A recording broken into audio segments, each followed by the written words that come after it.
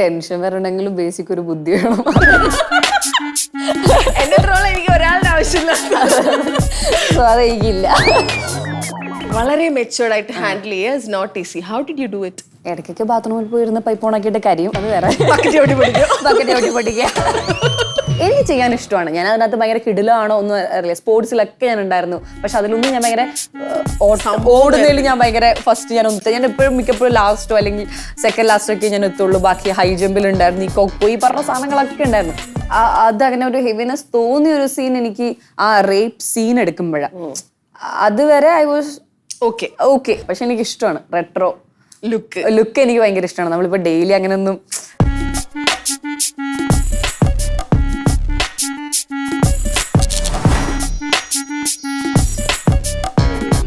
ഇന്നത്തെ നമ്മുടെ guest actually കഴിഞ്ഞ 8 വർഷമായിട്ട് മലയാള സിനിമയുടെ ഭാഗമാണ്. 8ാം ക്ലാസ് കഴിഞ്ഞപ്പോൾ തുടങ്ങിയതാണ്. അപ്പൊ ലിറ്ററലി നമ്മുടെ മുന്നിൽ വളർന്ന ഒരു ആക്ടറാണ്. Let me welcome Anaswara Rajan. Lights camera ടോക്കിലേക്ക് വെൽക്കം. Thank you. 8 വെച്ച് പ്രാസന്ത് രസം ഉണ്ടായിരുന്നു അല്ലേ? നല്ലൊരു പിക്കപ്പ് ലൈനായിരുന്നു. ഈ പറഞ്ഞ മാതിരി ഇറ്റ് ഈസ് വെരി ബ്യൂട്ടിഫുൾ. ഇങ്ങനെ നമ്മുടെ മുന്നിൽ ഒരാള് ബോത്ത് പേഴ്സണൽ ആൻഡ് പ്രൊഫഷണൽ രീതിയിൽ ഇങ്ങനെ ഗ്രോ ചെയ്യുന്നത് കാണാൻ. അപ്പൊ literally you grew up in Malayalam cinema എന്ന് പറയാം അല്ലേ? ഒരു സെലിബ്രിറ്റി ആയിട്ടാണ് വളരുന്നത്. അപ്പൊ ഞാൻ ആദ്യം ചോദിക്കട്ടെ, is A something that you miss? ഒരു കോമണർ അല്ലാത്തത് കൊണ്ട്? കോമണർ അല്ലാത്തത് കൊണ്ട് മിസ് ചെയ്യുന്നതോ? കുറെ കാര്യങ്ങൾ മിസ് ചെയ്യും. ഇപ്പം നോർമലി നമ്മള് ഇറങ്ങിയൊരു ട്രാവലിംഗ്, ഇപ്പൊ വെറുതെ ജസ്റ്റ് ചുമ്മാ അങ്ങനെ ഒരു അന്തും കുന്തില്ലാതെ നടക്കുന്നതും, പിന്നെ ഇപ്പം മിക്കപ്പോഴും ഫ്രണ്ട്സിനോടുള്ള ഹാങ് ഔട്ടും ചിലപ്പോൾ മിക്കപ്പോഴും നമ്മളിവിടെ ഉണ്ടാവില്ല. അങ്ങനെയുള്ള ചില കാര്യങ്ങളൊക്കെ മിസ് ചെയ്യും. ബട്ട് ഇറ്റ്സ് ഓക്കെ, എനിക്ക് കുഴപ്പമില്ല. ഈ 8 വർഷത്തിന്റെ ഇടയിൽ ഒരുപാട് ഇന്റർവ്യൂസ് കൊടുത്തിട്ടുണ്ടാവുമല്ലോ. ഇതന്നെ നമ്മൾ ഇതേ പിന്നെ അന്ന് സംസാരിക്കാൻ ചാൻസ് കിട്ടിയില്ലല്ലോ. അപ്പൊ അതുകൊണ്ട് നമുക്ക് ഡീറ്റെയിൽഡ് ആയിട്ട് സംസാരിക്കാം. അപ്പൊ തുടങ്ങുന്നതിന് മുമ്പ് ഞാൻ ഒരു കാര്യം ചോദിച്ചു തുടങ്ങട്ടെ.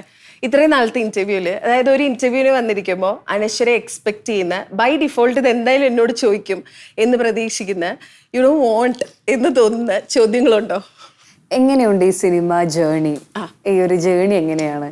അതാണ് ഒരു ഉറപ്പായിട്ടും അതില്ല.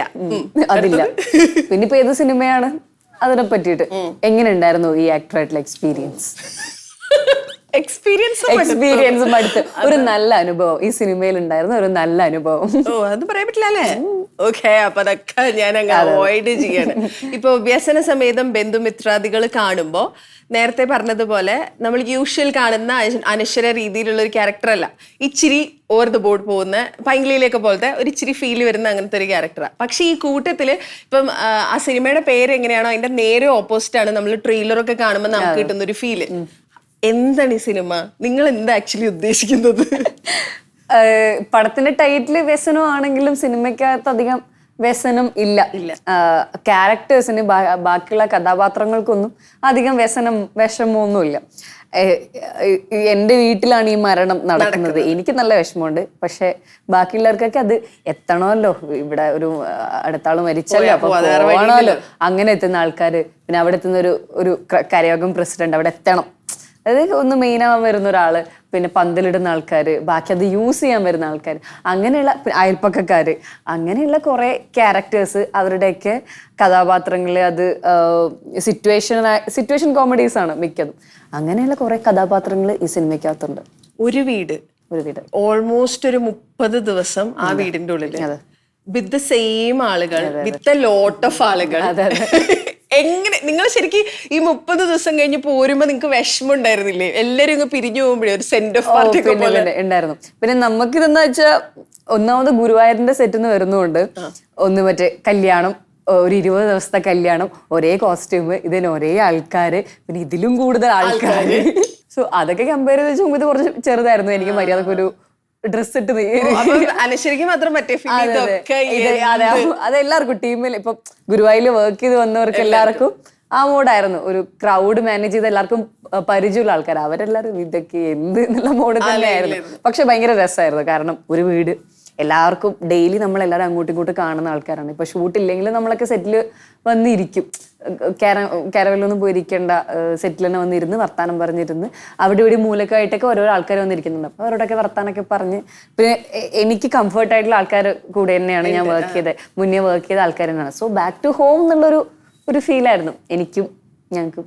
ഈ കംഫർട്ടിന്റെ കാര്യം പറയുമ്പോഴേ ഇപ്പൊ നമ്മള് ബേസിലിനെ വീക്ക്ലി സ്റ്റാർ എന്ന് വിളിക്കുന്നത് പോലെ, ധ്യാനിനെ ഇന്റർവ്യൂ സ്റ്റാർ എന്ന് വിളിക്കുന്ന പോലെ, അനശ്വരയ്ക്ക് ഒരു പേര് വന്നിട്ടുണ്ട്, retro star.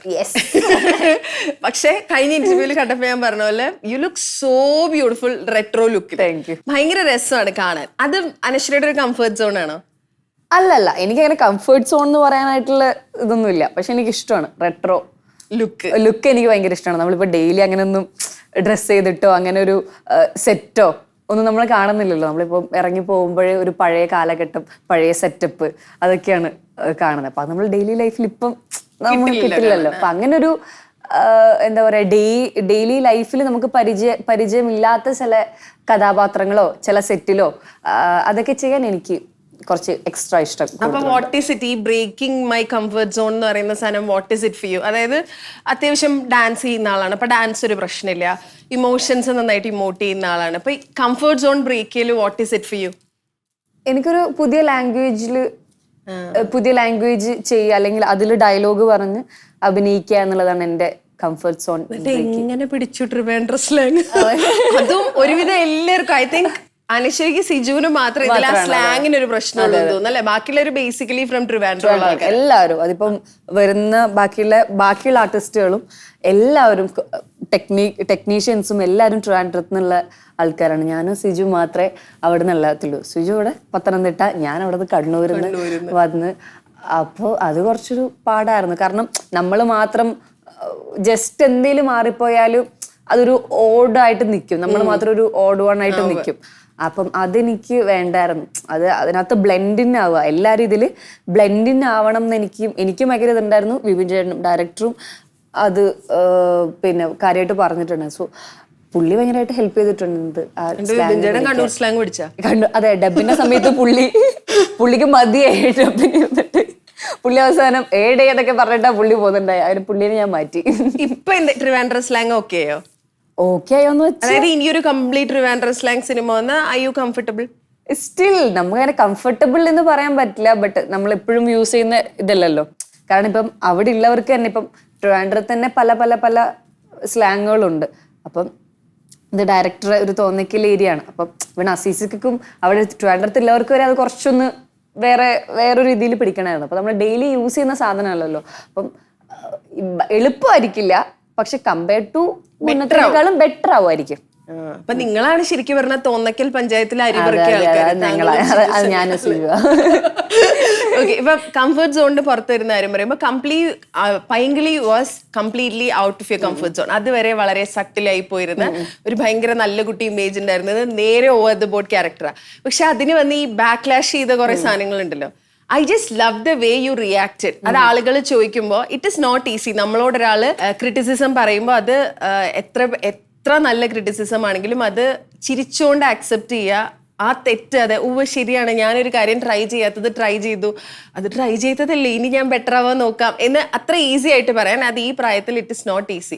So really proud of you. അങ്ങനെ ഹാൻഡിൽ ഇതേ സാധനം മാത്യുവിനോട് പറഞ്ഞപ്പോഴും മാത്യുവും ഇതുപോലെ അന്ന് ഞാൻ ഇത് തന്നെയാണ് വിചാരിച്ചത്. അതായത് ഇപ്പൊ നമ്മൾ ബീയിങ് ആങ്കേഴ്സ് നമുക്ക് വരുന്ന ഒരു ചെറിയ 10 കമന്റ് ഉണ്ടെങ്കിൽ അതിലൊരു നെഗറ്റീവ് കമന്റ് ഉണ്ടെങ്കിൽ പോലും നമുക്കത് ഭയങ്കര നെഗറ്റീവ് ആയിരിക്കും. ചിലപ്പോൾ മേ ബി നമ്മുടെ ഒരു ഒറ്റ ദിവസം ഡിസ്ട്രോയ് ചെയ്യാൻ അത് മതിയാവും. അത് പോയിട്ട് ഇത്രയും സോഷ്യൽ മീഡിയയിലൊക്കെ അതിനെക്കുറിച്ച് ചെയ്യുമ്പോൾ അതിനെ വളരെ മെച്ചുവേർഡ് ആയിട്ട് ഹാൻഡിൽ ചെയ്യുക is not easy. How did you do it? ഇടയ്ക്കൊക്കെ ബാത്റൂമിൽ പോയിരുന്ന പൈപ്പ് ഓണാക്കിയിട്ട് കരിയും, അത് വേറെ ബക്കറ്റ് ഓടി പൊട്ടിക്കുക, അങ്ങനെയുള്ള പരിപാടികളൊക്കെ ഉണ്ട്. പക്ഷെ അത് മാറ്റി നിർത്തിയാൽ എനിക്ക് അത് ഞാൻ പറഞ്ഞ പോലെ തന്നെ നമ്മൾ ഒരു കാര്യം റിജക്റ്റ് ചെയ്യുന്നു അല്ലെങ്കിൽ നമ്മളത് അക്സെപ്റ്റ് ചെയ്യാതിരിക്കുമ്പോഴാണ് നമുക്കതിൽ നിന്ന് ഗ്രോ ചെയ്യാൻ പറ്റാതിരിക്കുക. അതിപ്പോൾ എന്ത് കാര്യമാണെങ്കിലും, നമ്മുടെ മിസ്റ്റേക്ക് ആണെങ്കിലും, അതിപ്പോൾ ഒരു പെർഫോമൻസിന്റെ കാര്യമാണെങ്കിലും, എല്ലാത്തിലും നമ്മൾ അക്സെപ്റ്റ് ചെയ്യാതിരിക്കുന്നോളം കാലം നമുക്ക് ആ ഒരു സോണിൽ നിന്ന് പുറത്തിറങ്ങാൻ പറ്റില്ല. അത് മനസ്സിലാവില്ല. അത് മനസ്സിലാക്കുക, അക്സെപ്റ്റ് ചെയ്യുക. വാട്ട് എവർ അതിപ്പം ഇപ്പൊ ഒരു പെർഫോമൻസ് ഞാൻ ചെയ്തത് ബെസ്റ്റ് ആയിരുന്നാൽ പോലും ചിലപ്പോൾ ആൾക്കാർക്ക് അത് കൺവീൻസ് ആവണം എന്നില്ല. അപ്പൊ അത് ആൾക്കാരെ കൺവീൻസ് ചെയ്യിക്കുക എന്നുള്ളതാണ് ഏറ്റവും അവർക്ക് ഇഷ്ടപ്പെടുത്തുക.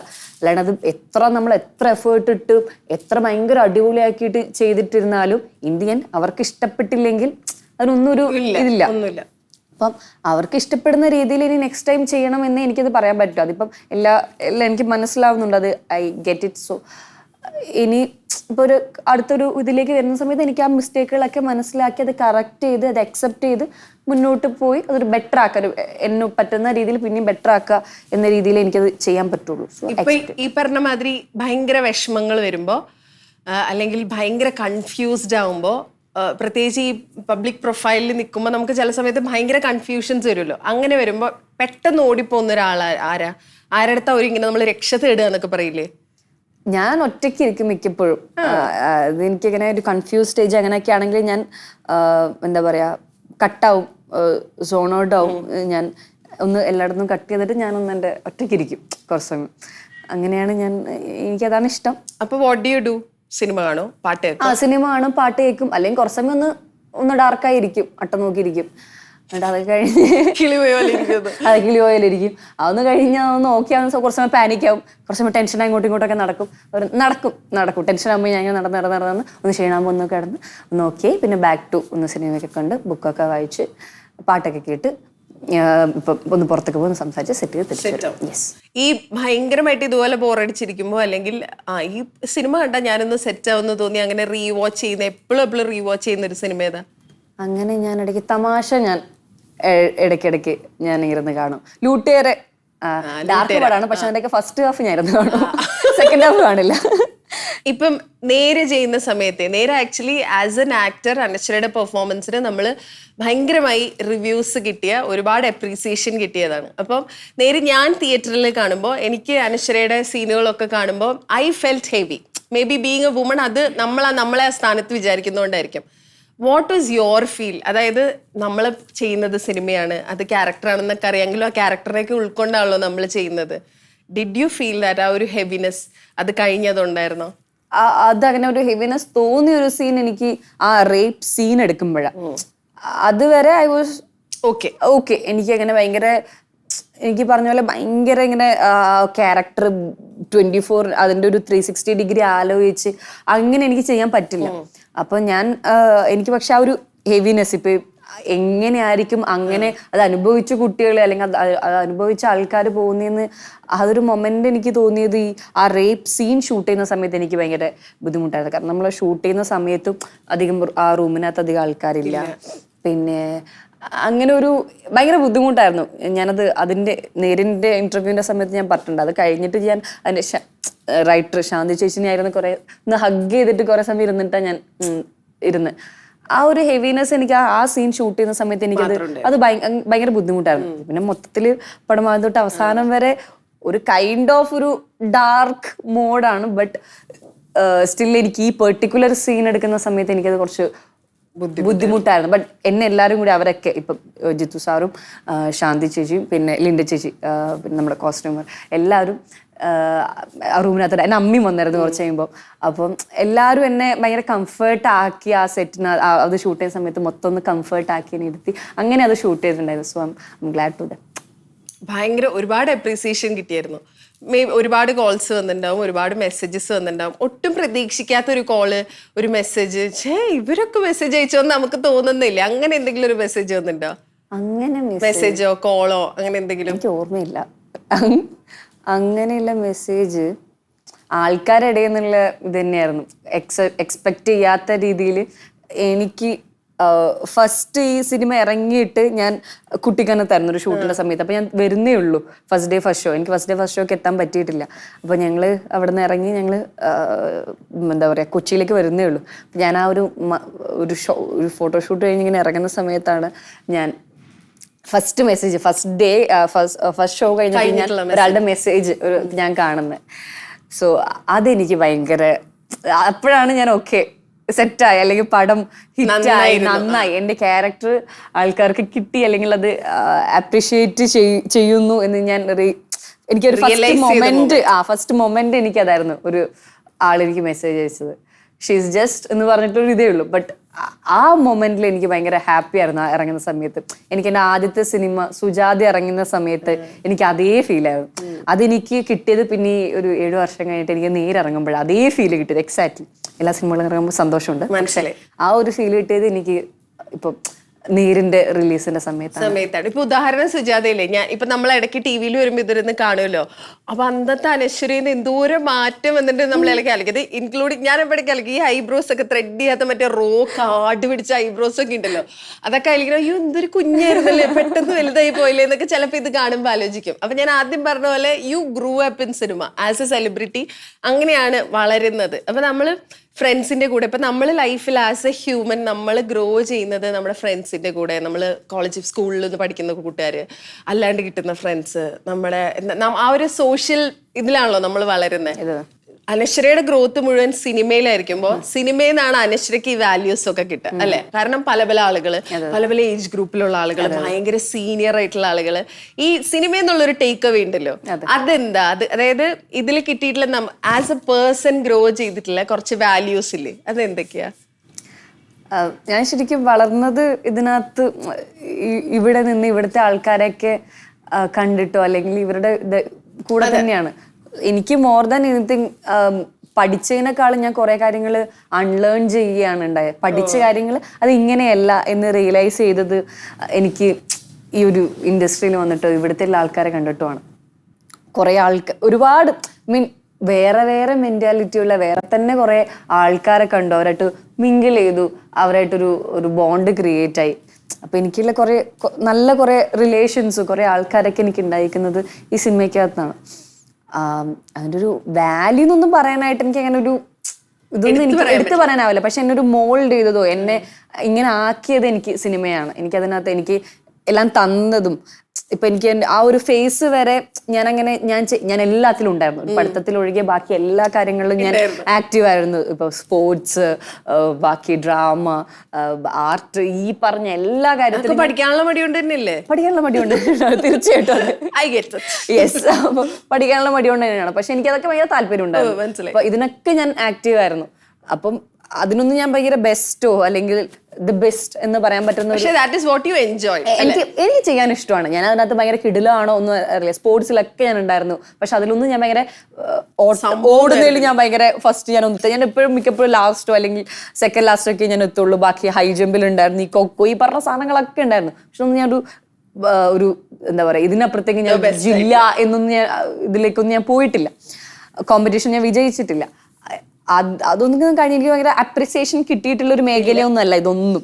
അതെനിക്ക് കിട്ടിത്തുടങ്ങുന്നത് എനിക്ക് ഇൻഡസ്ട്രി വന്നേ പിന്നെയാണ്. ഈ അഭിനയം അല്ലെങ്കിൽ ആൾക്കാരത് കണ്ടു തുടങ്ങുമ്പോഴാണ് എനിക്ക് അപ്രിസിയേഷൻ കിട്ടുന്നത്. പിന്നെ ഇപ്പോൾ ഉള്ള ഞാൻ എന്നെ ആക്കിയെടുത്തത് എനിക്ക് സിനിമയാണ്. എനിക്കെല്ലാം തന്നതും എന്നെ ഇത്രയും ഹാപ്പി ആക്കിയത് എനിക്ക് സിനിമയാണ്. സോ അതിനോട് ഭയങ്കര ഒരു കടപ്പാട് എനിക്ക് പറയാൻ പറ്റുമെന്ന് എനിക്കറിയില്ല. പക്ഷെ ഒരു ഗ്രാറ്റിറ്റ്യൂഡ്.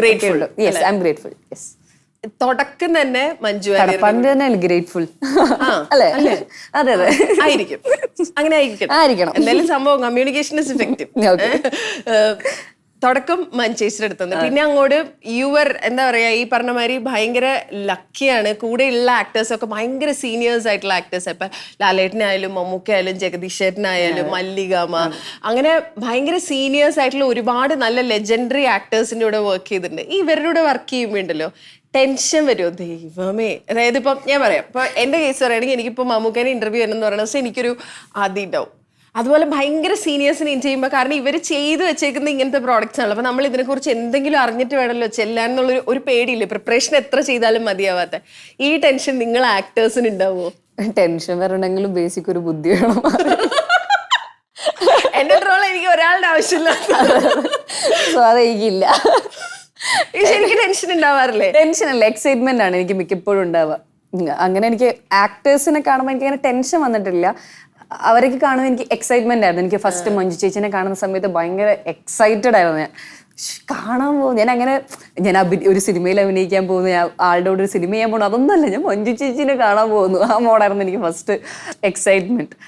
അതേപോലെ ലാലേട്ടൻ്റെ കൂടെ ചെയ്യുമ്പോഴാണെങ്കിലും അത് നമ്മുടെ കണ്ടു വളർന്ന ഒരിക്കലും നമ്മൾ വിചാരിക്കാത്ത ആളുടെ കൂടെ കാണും എന്ന് പോലും നമ്മൾ വിചാരിക്കുന്നില്ല. അവരുടെ കൂടെ ഒരു സ്ക്രീൻ ഷെയർ ചെയ്യുക, ഒരുമിച്ച് അഭിനയിക്കുക എന്നുള്ള നമ്മൾ ഒരിക്കലും ഒരു ഡിസ്റ്റന്റ് ഡ്രീമിൽ പോലും എൻ്റെ വിചാരിച്ചിട്ടുള്ള ഒരു കാര്യമല്ല. മല്ലികാമേനെ നമ്മൾ സിനിമയുടെ പ്രൊമോഷന്റെ ഭാഗമായിട്ട് ഇന്റർവ്യൂ ചെയ്തപ്പോൾ മല്ലികാമയോട് ഞാൻ ഇങ്ങനെ ചോദിച്ചു, ഒരുപാട് പേരെടുത്ത് വർക്ക് ചെയ്തിട്ടുണ്ടല്ലോ, അപ്പൊ മല്ലികാമയ്ക്ക് മല്ലികാമ പറഞ്ഞ ഏറ്റവും കൂടുതൽ സീൻസ് ഉള്ളത് അനശ്വരയുടെ കൂടെയാണ്. അവള് പൊളിയല്ലേ, അവള് സൂപ്പറാണ്, അവള് നല്ല ജിൽ കൊച്ചാണ് എന്ന്. അപ്പം ഇതേ സാധനം ഞാൻ മല്ലികാമയെ കുറിച്ച് ചോദിച്ചാൽ, അതായത് ഒന്ന് ആള് ഭയങ്കര സീനിയർ ആണെങ്കിലും അത്രയും തന്നെ നമ്മുടെ ഒരു വൈബിൽ നിൽക്കുന്ന ഒരാളാണ്. നിങ്ങൾ രണ്ടുപേരും കൂടിയാണ് കൂടുതൽ സീൻസ്.